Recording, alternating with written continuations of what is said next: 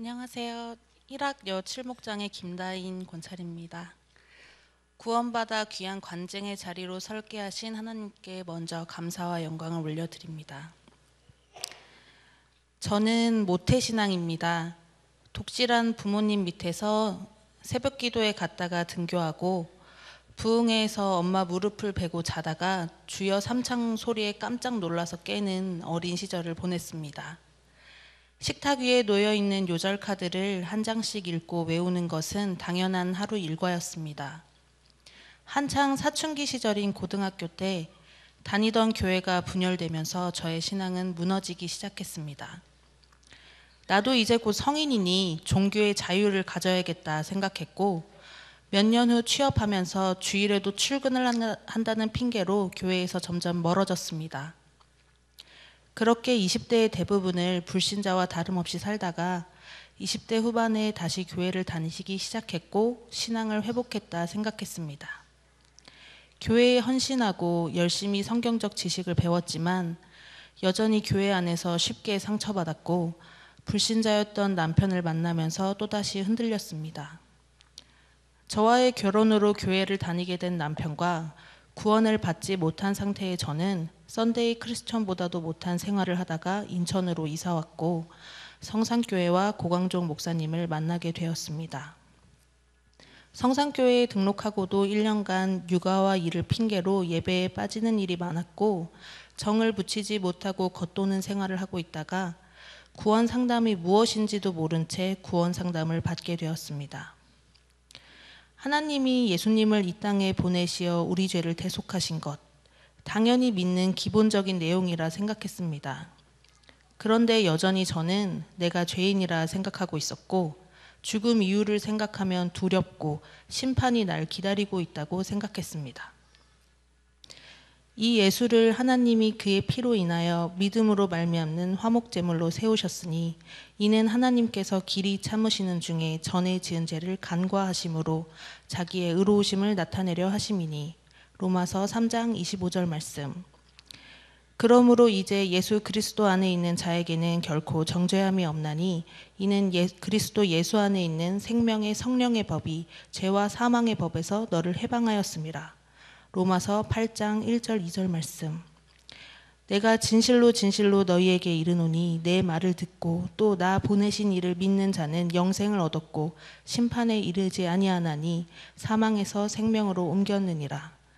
요한복음 5장 24절 말씀. 너희는 그 은혜에 의하여 믿음으로 말미암아 구원을 받았으니 이것은 너희에게서 난 것이 아니요 하나님의 선물이라.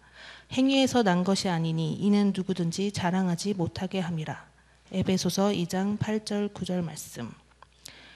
구원 상담이 끝난 후에 얼떨떨하고 이상한 기분이 들었습니다. 예수님으로 말미암아 난 의인이라 말할 수 있다는 것이 무언가 이상하고 부끄러운데 또 너무 자유함을 얻은 기분이었습니다. 이제까지 내가 믿는다고 생각한 것이 그저 알고 있던 것일 뿐 진짜 믿었던 것은 아니구나 깨달았습니다. 처음으로 진심으로 사랑의 하나님이라 고백할 수 있었습니다. 그리고 제 남편도 어서 구원 선물 받게 되길 기도했습니다. 제가 구원 선물 받고 그 다음 주 담임 목사님의 신방이 있었는데 그날 남편이 구원 선물 받았습니다. 남편도 저와 비슷하게 얼떨떨하고 쉬운데 어렵고 어려운데 또 쉽다고 했습니다. 제일 어려운 부분이 본인은 엄청 죄 많은 사람인데 예수님의 의로 의인이 된 것을 머리로는 알겠는데 와닿지가 않는다고 했습니다. 아마도 우리가 스스로를 너무 잘 알아서 그것이 부끄러우니 그런 것 같다고 목사님이 예를 들어주셨듯 까만 휴대전화를 하얀 손수건으로 덮으면 하얗게 보이는 것처럼 우리도 예수님의 의를 벗지 말고 잘 덮고 있자고 그리고 구원받은 하나님의 자녀답게 앞으로 좀 더 잘 살아보자는 대화를 하면서 우리 부부가 이런 교제를 나눌 수 있는 날을 주신 것에 대해 감사하고 또 감사했습니다. 그리고 또 바로 이어진 부흥회를 통해 하나님은 저를 또 채워주셨습니다. 남편이 구원 선물 받길 기도했던 것을 너무나 빨리 응답해 주시고 부흥회를 통해 저희 가족에게 은혜를 부어주신다는 것을 많이 느꼈습니다. 저의 본성을 너무나도 잘 아시는 하나님께서 구원 상담, 신방, 부흥회를 통해 여러 번 제가 더욱더 확신하고 구원받기 전과 후의 다름을 제가 체험할 수 있게 하셨습니다. 찬송가 구절 하나하나가 전과 다르게 들리고 기본이라고 생각했던 말씀이 나를 위한 복음 중에 복음으로 들리고 지난날 교회에서 상처받았다 생각했던 일들과 남편을 전도하려고 할 때 제 뜻대로 되지 않았던 모든 것의 원인은 저한테 있었음을 알게 하셨습니다. 처음 성산교회에 왔을 때가 생각납니다.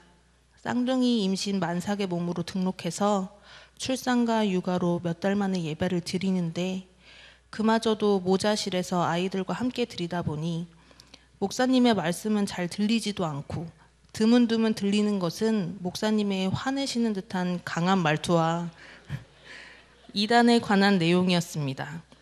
이단에 대해 이렇게 설교 시간에 많이 들은 적이 없어서 낯설었습니다.